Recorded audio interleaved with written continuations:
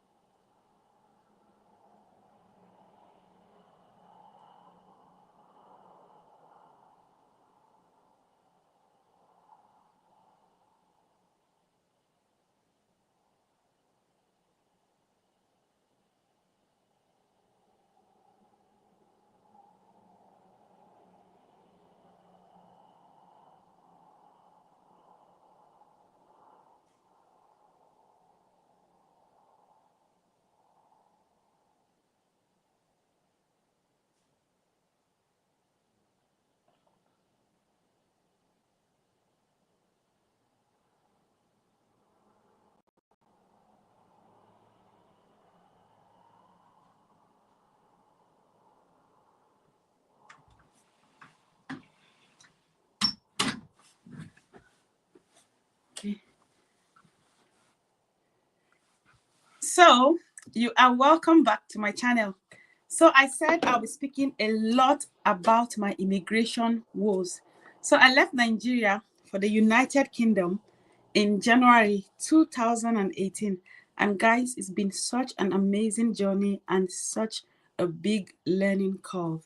So what am I going to speak about in this session? I'm going to speak about racism and colorism. So guys, if you think racism is not real, welcome to my world. So racism is real, colorism is real. So racism and colorism, both white people and black people, they are both perpetrators of this offense.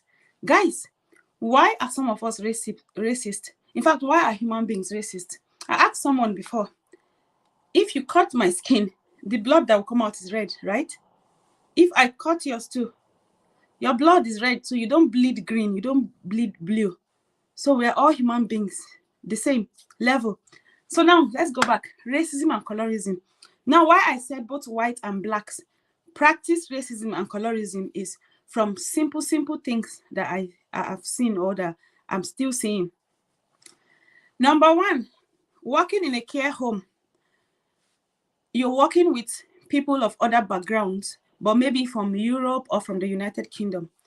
Did you know that some people would not let you help them or assist them just because of the color of your skin?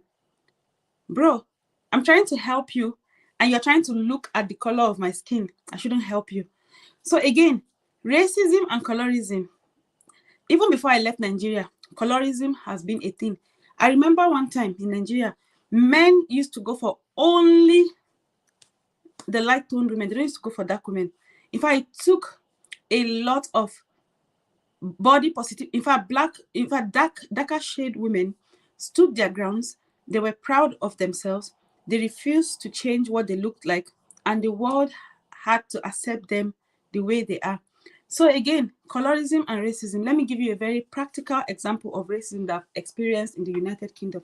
So racism sometimes is not when they come and tell you that, oh, you are so black or you're Nigerian. That's not what I'm talking about. Imagine you going to work and when your team leader is speaking to everybody, she speaks to them in nice, calm English.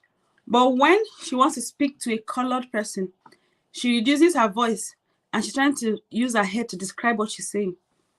And one of those team leaders tried me one day. She was talking to me and she was, and I told her, please, I am not hearing impaired. I can hear and I can speak. You were speaking to everybody. You didn't find the need to show them mannerism. But now that is me, you're shaking your head like I'm mute or I'm a complete dunce. Madam, I understand you, so please, don't change your voice when you're speaking to me. Speak to me the way you speak to every other person. Now, that's number one example. Number two, you get on the bus, both black and white, they're fond of this one. So sometimes people say, oh, when I got on the bus, somebody got up and ran away. White, black, you are all guilty of it. And I wonder why you people practice racism, those of you that practice racism. And I wonder what you're teaching your children. Because this world is sitting on a ticking time bomb. Now look at how fast the world is going. Look at how everybody is coming together. And you can't teach your children to be accepting of other people. And all you can teach them is how to be racist. I'm sorry for you, whether you are white or you're black. In fact, it's pathetic that in this day and time, people still behave like that. But again, let me come back to say this. Even now that I have said there's so much racism in the United Kingdom, I have met the best people. I met them here in Scotland. In fact, again, racism and colorism is not about your nationality or where you're from. Both blacks and whites, they practice racism and colorism. In Nigeria, some black men would never date a dark shade woman, but they say, oh, white people are racist. What of you that you're saying, oh, this person's skin tone is not nice? Now back to racism in the United Kingdom. Again, in school, I'm trying to buy food at the cafeteria, and the woman is trying to serve me, and she's shaking her head, speaking to me slowly. I said, Madam, I understand English. Don't shake your head like that. Don't speak like I'm hearing impaired. I can hear you. So you have to prepare your mind for racism. Now, how do you deal with racists? Number one, the earlier you become confident and stop being timid, the better for you. Because you know that once racists and bullies, once they know that you are afraid of them or they are getting to you, they tend to intensify their efforts. So from my own practical, personal perspective, even though I have not experienced a lot of racism, apart from the few times people try to shake their head when they're talking to me or try to speak to me in a slower tone so I can understand them. Guys, I understand you. English is not my first language. I know my English might not be fluent or as beautiful as you expect spoken English to be, but I am trying my best. Now, on racism again, black people over here, some of them tend to make friends with people from just their country. So some Nigerians would never be friends with some Ghanaians, and some Ghanaians will never be friends with some Nigerians. I'm just giving examples of the things I have witnessed here. So racism is real.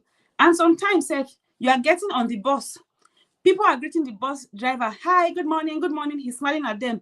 When is your own turn? You come into the bus and you say hi. The driver just look at you like, So me too.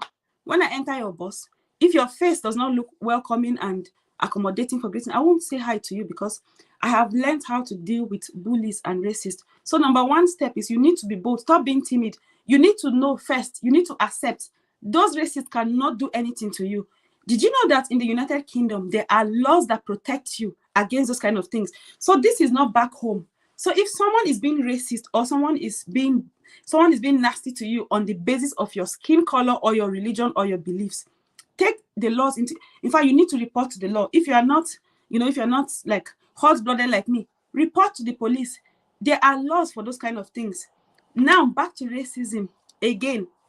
I was researching on domestic abuse and the policing response, and this made me to research more and more.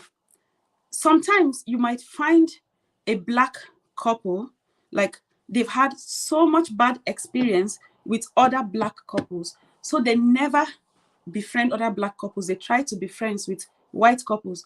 So if you see them, you'll be like, they like white people too much. But that's not the truth. You don't know their story. You don't know where they're coming from. So now I'm back to racism. First step, stand up to bullies and racists. And if someone is being racist to you, you need to tell them that I will report you to the police. You don't have to hide. If you go to your care job and somebody is treating you like you are in fact, like you're so dumb, and they're speaking to you, shaking their head, tell them that I understand English. Speak to me the way you address every other person. Stop changing your tone and your voice to suit me. I'm not an imbecile. Now, again, dealing with racists, you will find some of them online. So like I said, racists can be black, they can be white, they can be green, yellow, whatever color you think your skin is. But one thing I want to tell you this morning is we all bleed blood. Nobody bleeds green. So before, when I first came here, because of the way I was brought up to be respectful, I became so timid. So I had to draw the line. Being respectful and being timid are two different things entirely. If people start being racist to you and you don't stand up and act, trust me, they're going to continue like that. But when they start, you need to match their energy with your own energy. And if you don't know how to match energy, go and talk to the police. Nobody is allowed to treat you that way. This is a developed world. This is a civilized country. This is a country of records. So if people are being racist or nasty to you, go and report them. Now, on colorism, in fact, some Nigerian girls and that I know, they will not befriend people like me because your skin tone is dark. That is colorism. So for every time we point our fingers at other people that are being racist, we need to search our own soul too. Don't we do colorism and racism to an extent? So we all need to change. The essence of this podcast this morning is just to be giving you true life stories.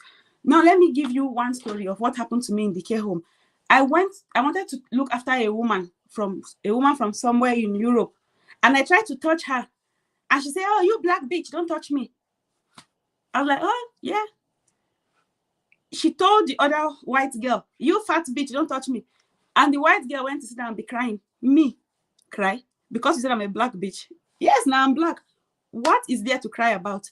Again, if these racists know that what they're doing is getting to you, trust me, they will do it to you. So number one, if they are being racist and if they are bullying you, you need to stand up to them. And you need to start loving yourself for who you are. It took a while for me to accept myself for the way I look.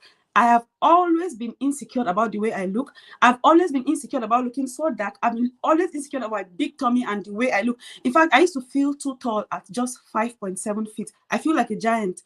Now, but when I came into the United Kingdom, I knew that in this place, if you don't stand up for yourself, people will just talk to you anyhow. Because the cultural differences, the way kids are brought up here, they are bold. They will talk to you anyhow. You will not even believe it. But again, because they are bold, it doesn't mean that anybody should be racist towards you. Don't beat anybody's child and don't harass anybody's child. But if people are being racist towards you, you need to stand up. First, you need to start loving yourself. You need to accept yourself for who you are. You need to be proud of who you are. Look at yourself. They are not better than you. So people might drive nicer cars and wear better clothes. This is because our own country, because Nigeria is bad. If Nigeria was not bad, I was a lawyer, I was doing well. I appear in the Supreme Court with my bosses. I appear in the Court of Appeal, area court. But I came here thinking that the grass is greener on the other side. But guys, it is not. But again, with all these bad stories I'm telling you, there are so many good sides in relocating to the United Kingdom. In fact, Scotland to be precise. I live in Aberdeen now, and I am loving my life. Number one, Aberdeen is so quiet, it's so peaceful, there's not so much traffic, and you need to see the historical buildings here. I've been going around Aberdeen and I'll be posting a lot of videos. The historical buildings, the museums. Then the University of Aberdeen is one of the oldest universities in Europe. You need to see what this looks like. Now let's go back to racism. Racism in the classroom. Now, in this our master's class, you find students from Nigeria, Ghana, India, Scotland, England, EU, places like Kazakhstan and the rest of them. Did you know that even in the classroom, all the Africans, a few of them befriend each other. All the white people, one or two of them befriend each other because you know them, they like to mind their business. Then all the European Union people, Kazakhstan and the rest of them, they befriend each other. Sometimes you sit down close to somebody, they look at you like, you know, your skin is, I don't know. So when you give me that kind of look, trust me, I have that kind of look in my eye, I'll give you 20. If you look at me like that, means I'll give you look so that you will know that, man, you are nothing. If I am nothing to you, you're nothing to me. So stand up for yourself. Love yourself. Be confident in yourself.